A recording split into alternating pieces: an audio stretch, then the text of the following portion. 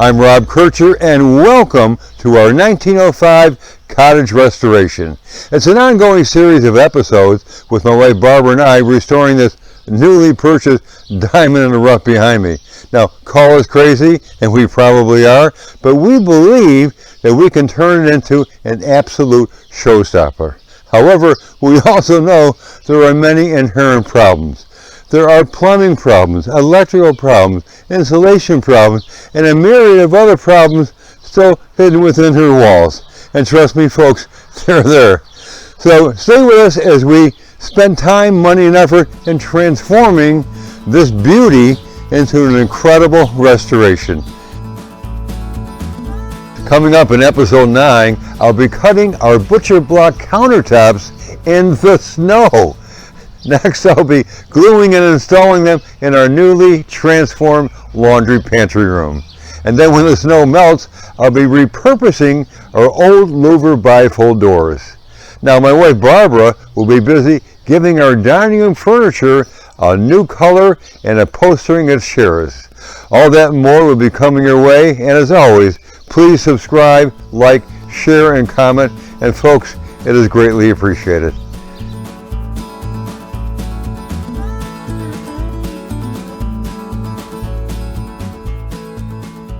Well, as you can tell, it's been snowing, and we probably have acquired, I would guess, about 8 inches of snow within the last 3 or 4 hours. And I wanted to give you a sense for where we are at the moment. What you're looking at is the back of our car, and the hatch is open, and my tools are in there. In the forefront is the butcher block countertop that I'm going to be installing this morning. And I just have a throw covering it up at the moment to keep the snow up, and I'm going to have to rip it to length, and then we'll go from there. But stay with us because you're going to see how we're going to operate in the snow. The first thing, of course, is to get the throw off and the snow, so this should be relatively easy. Okay, there we go. Okay, this is our butcher block. It's 36 inches wide, 6 feet long. The countertops that we have inside are 18 inches and 16 inches. There's 2 different sections. So to make life easier, I'm going to rip this 18 inches. Then I'll have 2 pieces, and then we can cut the smaller piece out of that. So, well, like I said, the snow is coming, as you can see, so I don't have time to clamp this thing, so I'm just going to go freehand, and I'm actually pretty good at it. So I'm going to get rid of the snow that we've got. Here we go.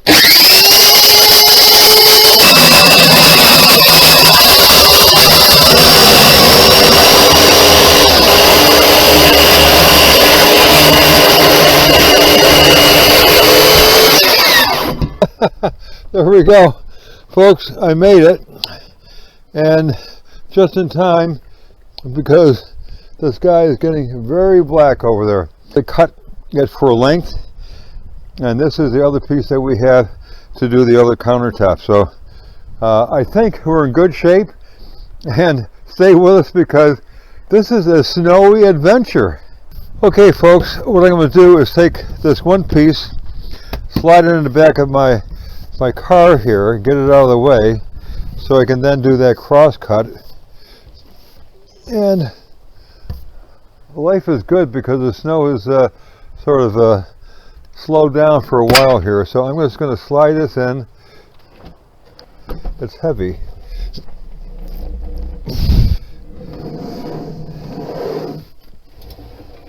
There we go. Now I'm going to move this over. Okay, now we're going to cut the board for length, and just to double check, it's got to be 49 1/4, which it is. Okay, I put tape on here because when you do a cross cut, you run the risk of it splintering, and you don't want to do that, so the tape will minimize that to a certain degree. Alright, so I'm going to take my circular saw and do one more cut. I'm going to do it freehand.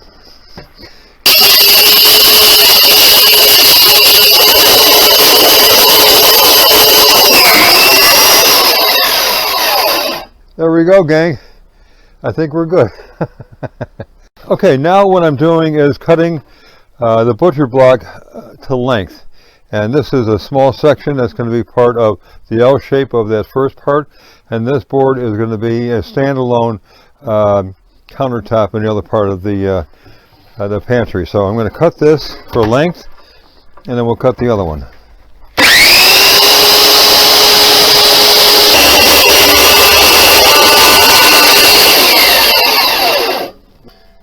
So that's one.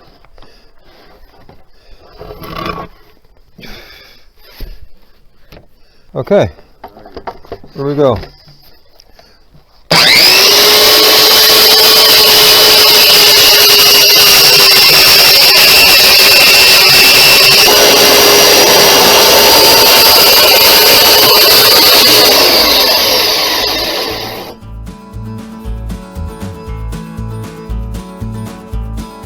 Well, it's about 2:30 in the morning and I couldn't sleep, so I thought I'd come back into the pantry and get our new butcher block countertop in place.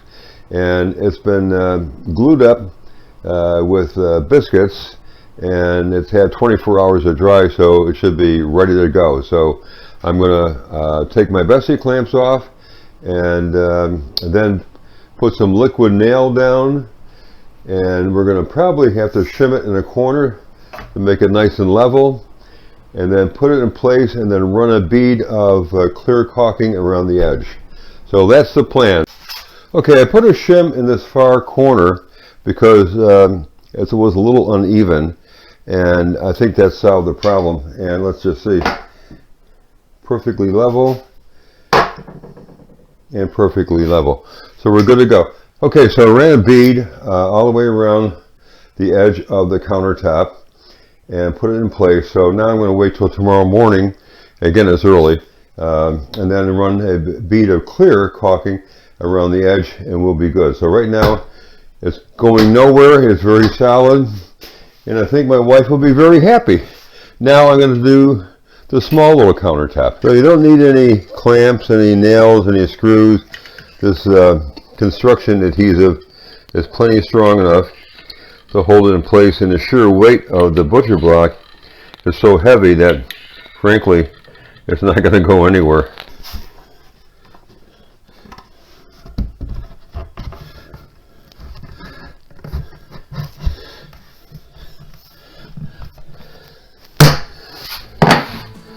Oh my God.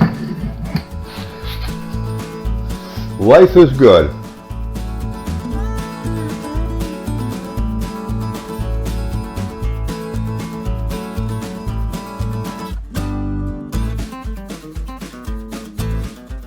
Well, I'm at the point now where I'm going to be putting in my biscuits, and as I mentioned, I'm taking two bifold doors and I'm going to be marrying them together and make one solid door out of it.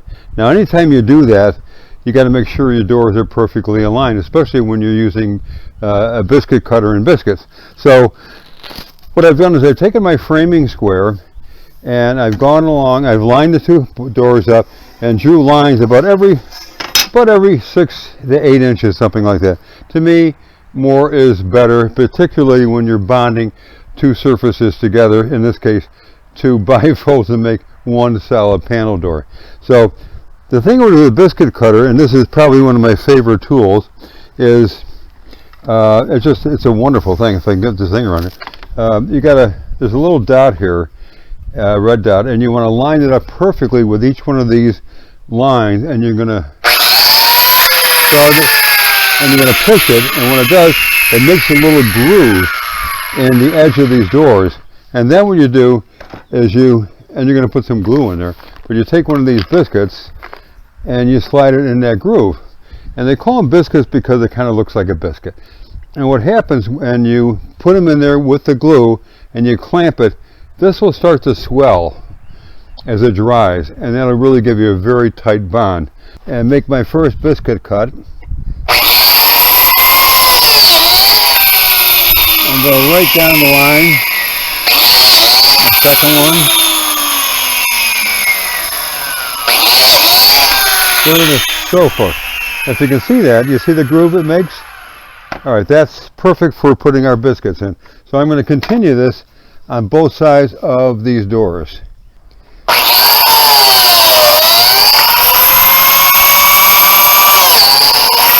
So now I put the two bifolds together. Here's my grooves, if you can see them. Perhaps not, but now I'm going to start putting some glue in here. And I put the glue not only in the groove itself, but also along the entire side. So a lot of glue. And again, from my perspective, the more glue the better. And what happens is that the glue, once it's clamped, it actually swells the biscuit in the drying process, and it really bonds extremely tight. Now these are probably one of my second favorite tools. They're just basically clamps, but they're called Bessie clamps. That's the manufacturer. I've had them forever and I love them. So basically what you do is you just kind of put them in place for temporarily. I'm going to put 4 along the line here. Okay, so tighten the first one up, and you can, I don't know if you can see it or not, but the glue is starting to ooze out. Now I'm going to super tighten them by hand and make sure they have a nice bond, which they do.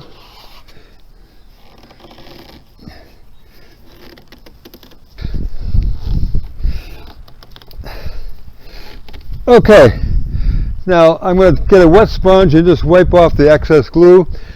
And I'm going to do exactly the same thing on the second set of bifold doors to make them one solid panel door. Okay, I've got them glued up, clamped, and got all the glue washed off, both of them, and I put little C-clamps at both ends just to square the tables up in case there's any kind of a curvature in it, which I don't think there is. It's the next morning, and as you can see, I've taken my Bessie clamps off one of the doors, and I'm about to take the other ones off. And remember from yesterday's project, I used my biscuit cutter to marry these two bifolds together to make one door, and so these are going to slide in the opening that we have in the pantry. So the next thing is to put my Bessie clamps back in my workshop and do a final sanding and get rid of the rest of the glue, and then we're going to stain them and then we're going to hang them up. What I've done is I've sanded both sides of these panel doors with a 60 grit sandpaper using my palm sander, and now I'm going over with a 220 grit just to give it a nice smooth finish. And I'll tell you what, I changed my mind in terms of the stain that I was going to use. Now I've used about every conceivable stain around.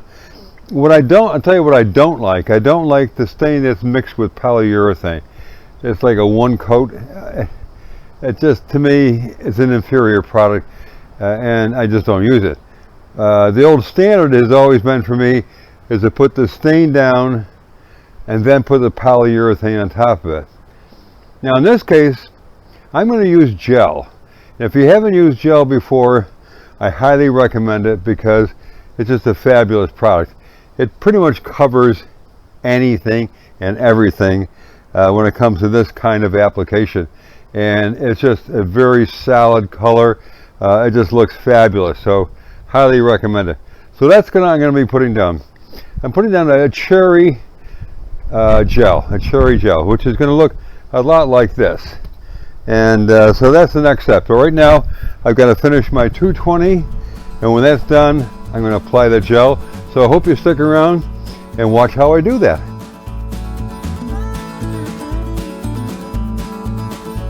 Well, unfortunately I was not able to record my applying the gel stain to these louver doors.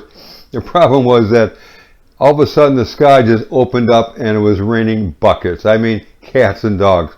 So all I could do was hustle it in under cover and hope that it didn't do any harm to it, and it didn't, as you can see. And also, as you can see, it matches the trim beautifully. Well, I went ahead and put the hardware on this door as I did this, and it's an easy install. As you can see, it's just rollers. The trick is to bring it out and tuck it in under there, like so, and catch the track, like that. How easy and effortlessly that slides, which is beautiful. Okay, the next thing is I've got a header strip that I'm going to nail here. It's stained exactly the same way, and that's going to hide that track. All you're going to see is just this really nice header board. Okay, I got the header in, and I put some brads at that end, and I'm going to put a few more here. Then I'm going to put some brads along the top here, just to hold it in place. And the door slides beautifully without any interference. So things are looking good so far. Now I've already installed the quarter round at that end, and I'm going to put one here. And this just kind of dresses up the corners and makes things look a whole lot more finished, if you will. It's time to have a glass of wine and have Barbara pat me on the back.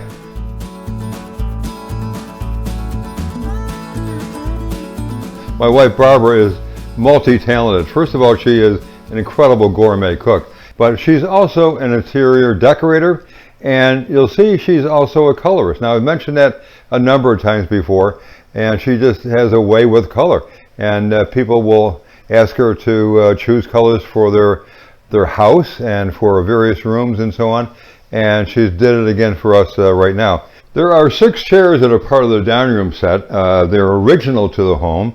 In fact, many furnishings were left in the house when we purchased it, and these, to our delight, are one of them. We have an amazing dining room table and a cabinet that Barbara is working on right now that we're using for our liquor cabinet, and we had some other pieces too that were part of it, but really outstanding furniture, very sturdy, and we're very pleased with them. So Barbara is going to give it a different color. So the table is going to remain in its original oak stain, if you will, but these are going to be kind of a blue-gray. This is just the primer. It's not the color that the finished chairs will be. We're now in the dining room, and this is the cabinet I was mentioning, and I don't know if you can see Barbara, but she's actually sitting on the floor in the corner, painting the legs of the cabinet. This is going to be the final color. It only has one coat of the final paint on it, and she's going to do 2 coats. Okay, so this is a better view of Barbara on the floor, and she is just working her way around the bottom of the cabinet. To the right, what she's painting now is the final color, and to the left is the primer, and again there's going to be 2 coats. Now that void in the middle is a very heavy drawer that I need to do some repair work on it. It has to have a couple of stops, so when you pull it out, it doesn't end up on your feet, but also it doesn't come out squarely. So I have to put a couple of rails in there for it to ride smoothly. So I'm going to turn around, Barb, and say hi. Hi. This is their dining room, and you'll notice that Barbara did a beautiful job in painting the dining room chairs as well as the cabinet in the background. That's where we keep our wine and spirits and so on. And you'll also notice that she kept the table in its original stain, so only painted the chairs and the cabinet, which I think is a very nice combination.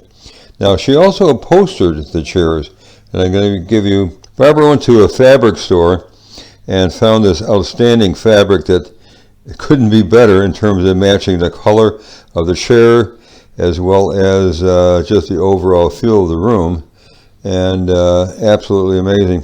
So she upholstered these herself. She cut the fabric out and stapled the foam to the chair and then worked the fabric around it and so on. Here's another view of the chairs and her wonderful upholstery.